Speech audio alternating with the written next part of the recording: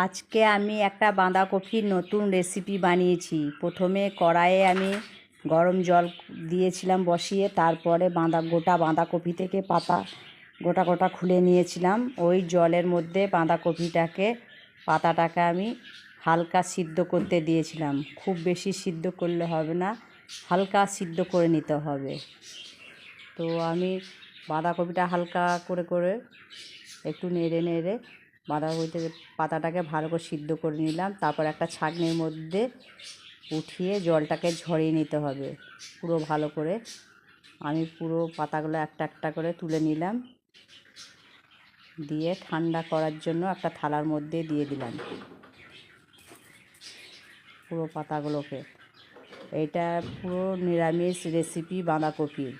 আমি মুগের ডাল ভিজিয়ে রেখেছিলাম, তারপরে মুগের ডালটাকে আমি একটা মিক্সির সাহায্যে ভালো করে পিষে নেব। আমি মুগের ডালগুলোকে নিয়ে নিলাম জল ঝরিয়ে। জল থাকলে হবে না, কেন আর জল লাগবেও না, যেহেতু ভিজিয়ে রেখেছিলাম পুরো ভালোভাবে ভিজে গেছে।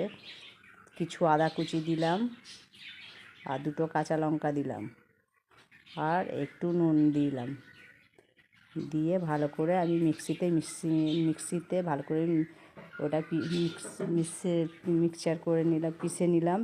তারপরে আমি একটা পাত্রের মধ্যে ঢেলে নিয়ে ওতে একটু হলুদ গুঁড়ো দিলাম, দিয়ে ভালো করে নেড়ে নিলাম, কারণ আগে নুন দিয়েছিলাম বলে আর নুন দিলাম না। এবার বাঁধাকপিটা আমি যে শিরদাঁড়াগুলো হয় বাঁধাকপি, ওইটা ছুরির সাহায্যে ভালো করে এগুলোকে চেঁচে তুলে নিতে হবে, নইলে ভাজ করতে অসুবিধা হবে।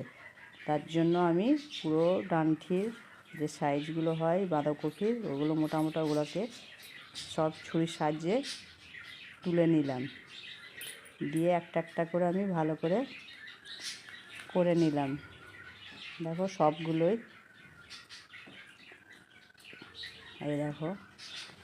তারপর যে মুগ ডালটা আমি বেটে রেখেছিলাম, ওইটাকে আমি ভালো করে পাতাগুলোর মধ্যে মুগ ডালটাকে ভালো করে মিশিয়ে নিলাম। চারিদিকটা ভালো করে মিশিয়ে নিতে হবে গোটা পাতাটাতে, দিয়ে তার উপরে আবার আর একটা পাতা দিতে হবে, দিয়ে ওইভাবেই আবার মিশিয়ে নিতে হবে ডালগুলোকে। আমি এখানে দুটো পাতা দিয়ে করেছি, তোমরা চাইলে 3টে 4টে যটা পাতা দিয়ে করবে। প্রথমবার অল্প পাতা দিয়ে করলেই ভালো হয়, 2-3টে পাতা দিয়েই চেষ্টা করবে। হ্যাঁ, 5টা পাতা দিয়েও হয়, কিন্তু আমি এখানে 2টো দিয়েই করেছি। ভালো করে ডালগুলো মেখে নিলাম পাতার উপর দিয়ে, তারপরে আমি